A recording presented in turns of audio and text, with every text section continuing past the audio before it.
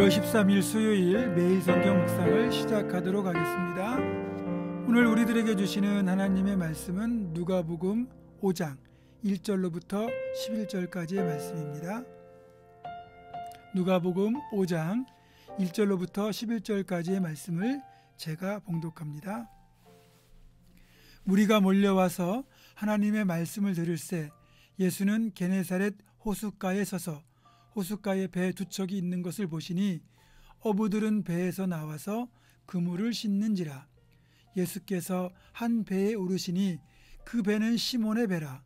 육지에서 조금 떼기를 정하시고 앉으사 배에서 무리를 가르치시더니 말씀을 마치시고 시몬에게 이르시되 깊은 데로 가서 그물을 내려 고기를 잡으라.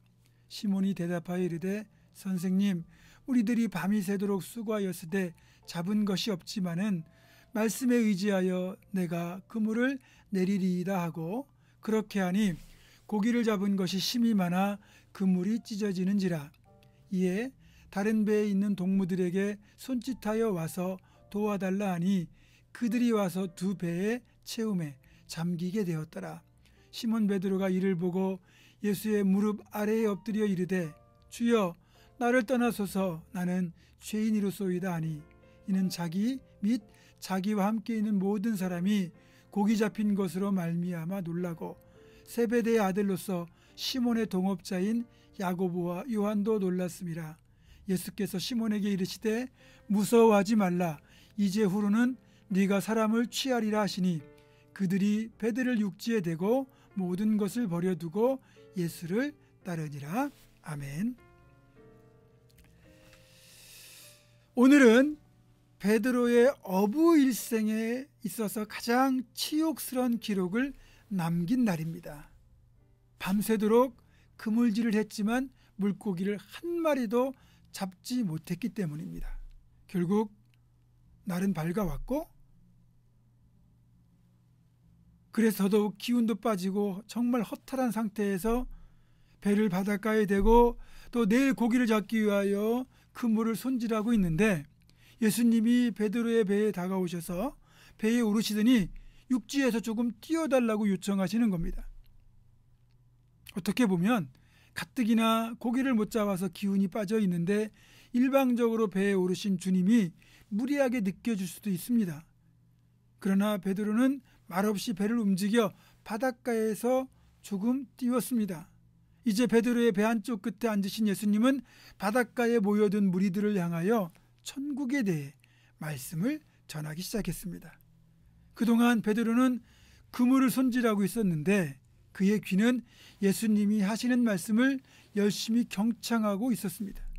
이제껏 한 번도 들어보지 못한 놀라운 말씀이 주님에게서 선포되고 있었습니다. 천국은 가난한 자들의 것이다, 애통한 자들의 것이다, 온유한 자의 것이라는 그런 예수님의 말씀을 들으면서 자신도 모르게 그 말씀의 권세와 능력에 감탄하고 있었습니다. 드디어 예수님의 말씀이 다 끝났고 예수님은 베드로에게 이렇게 말씀하셨습니다. 깊은 데로 가서 그물을 내려라. 베드로는 밤새도록 수고해서 고기 한 마리 못 잡았지만 주님의 말씀을 그대로 순종합니다. 아마도 자기 배에서 사람들을 향하여 말씀을 선포하시는 주님의 말씀을 듣고는 순종할 마음이 생겼던 것 같아요. 그래서 배를 저어 깊은 데로 가서 그물을 던졌습니다. 그러자 놀랍게도 그물이 찢어질 정도로 고기가 많이 잡힌 겁니다. 그 순간 베드로는 예수님 앞에 엎드리고 맙니다. 그리고 울먹이는 소리로 이렇게 고백하죠. 주님, 나를 떠나소서, 나는 죄인이로소이다.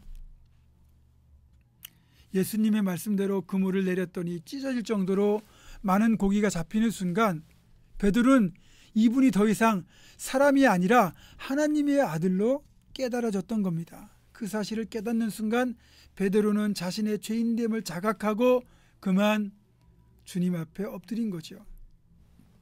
그리고 그의 입에서 제일 먼저 나온 말은 주님이라는 말이었습니다. 그물을 내리기 전까지만 해도 예수님은 주님이 아니라 선생님이었습니다. 고기를 잡기 전에는 선생님이라고 번역하는 랍비라는 단어를 사용했거든요. 그런데 고기를 잡은 뒤에는 주님이라고 번역되는 퀴리오스라는 단어를 사용했습니다. 이 퀴리오스, 이 호칭은 당시 로마 황제에게만 붙여지던 호칭입니다. 그러니까 베드로가 고기를 잡기 전까지는 예수님은 랍비들 중에 한 명일 뿐이었습니다. 그러나 그물이 찢어질 정도로 고기가 잡힌 뒤에 베드로는 예수님을 주님, 퀴리오스라고 부르는 동시에 예수님 앞에서 엎드리면서 자신은 죄인이라고 말하거든요. 그러자 주님은 베드로에게 나를 따라오너라, 내가 너로 사람을 낚는 어부가 되게 하리라 말씀하시면서 베드로를 주님의 첫 번째 제자, 수제자로 불러주셨습니다. 베드로의 인생은 이날 이후로 180도로 달라졌죠. 저는 오늘 어떻게 베드로가 주님의 첫 번째 수제자가 되는 축복을 누릴 수 있었는가, 그 비결을 짤막하게 여러분과 함께 나누어 보도록 하겠습니다. 자, 베드로가 수제자가 될 수 있었던 첫 번째 비결은 예수님이 퀴리오스, 주님 되심과 자신의 죄인됨을 깨달았다는 데 있습니다. 예수님을 단지 자기 배에 고기를 가득 잡히도록 축복을 주시는 분으로만 알게 되면, 달리 말하면 내 사업, 내 가정에 복 주시는 분으로만 알게 되면 우리 신앙은 자칫 기복신앙으로 변질될 가능성이 매우 큽니다. 베드로는 그물이 찢어질 정도로 고기가 잡힌 것을 보면서 이것이 얼마나 자기에게 돈벌이가 될 것인가 하는 인간적 계산은 다 내려놓았습니다. 오히려 그렇게 고기가 잡힐 수 있도록 역사하시는 예수님의 능력을 보면서 예수님이야말로 진정한 메시아, 퀴리오스, 주님 되심을 깨달았던 겁니다. 기복신앙을 뛰어넘은 거죠. 베드로는 예수님을 바르게 알았고 바르게 믿은 겁니다. 그것이 수제자가 될 수 있었던 첫 번째 비결입니다. 두 번째 비결은 베드로의 그 나눔의 마음, 넉넉함이 수제자가 될 수 있었던 비결입니다. 베드로는 자신이 잡은 그 물고기를 세베대 아들 형제의 배에 나누어 담습니다. 우리가 배부를 때 밥 한 그릇 나누는 거 어렵지 않아요. 근데 배고플 때는 그 밥 한 그릇이 너무 소중하기 때문에 쉽게 나눌 수가 없거든요. 베드로는 밤새도록 죽어라고 그물질을 했지만 고기 한 마리 못 잡았어요. 그래서 지금 잡은 물고기는 더 귀합니다. 그런데 베드로는 그 물고기를 혼자 독차지하려 하지 않습니다.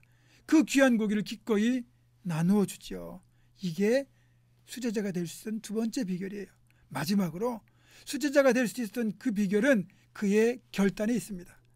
베드로는 나를 따르라는 주님의 부르심에 응답하여 그 많은 고기, 자신의 배와 그물을 버려두고 즉시 주님을 따랐습니다.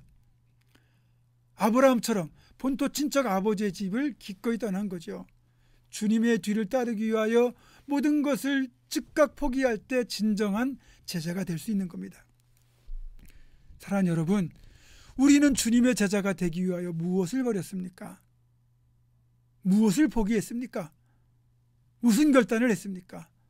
주님을 위해 우리가 포기하고 버리면 주님이 100배로 갚아주실 뿐만 아니라 영생의 축복도 더해 주십니다. 무엇보다도 고기를 잡을 때 잡힌 고기는 결국 다 죽거든요. 하지만 사람을 낚는 어부가 돼서 사람을 낚으면 그 사람의 생명을 살리는 귀한 일이 됩니다. 차원이 전혀 다르죠. 이제 2021년도가 되었는데 우리 모두 주님의 제자가 되어 이제는 전혀 다른 차원, 즉 생명을 살리는 거룩한 차원의 세계를 힘있게 살아갈 수 있기를 주님의 이름으로 축원합니다. 기도하겠습니다. 고마우신 아버지 하나님, 우리를 주님의 제자로 부르시고 복음의 사명을 맡기셨습니다. 베드로가 주님의 부르심 앞에 자신의 죄인됨을 깨닫고 주님 앞에 엎드렸던 것처럼, 그리고 주님이 나를 따르라 하셨을 때 기꺼이 모든 것을 버려두고 주님을 따랐던 것처럼 우리도 이 부르심의 길에, 또 제자의 길에 모든 것 다 내려놓고 복음을 위하여 기꺼이 주님의 뒤를 따르는 제자의 삶을 살아갈 수 있도록 인도하여 주시옵소서. 그런 하루가 되기를 간절히 소망하옵고 예수님의 이름으로 기도하오며, 이제는 우리 주 예수 그리스도의 은혜와 하나님의 사랑과 성령의 교통하심이 베드로처럼 기꺼이 주님의 뒤를 따르겠다는 결단이 가득한 사랑하는 모든 성도들, 이들의 결단과 삶과 가정과 생업과 우리 교회 위에 지금부터 영원토록 함께 하시옵기를 간절히 축원하옵나이다. 아멘.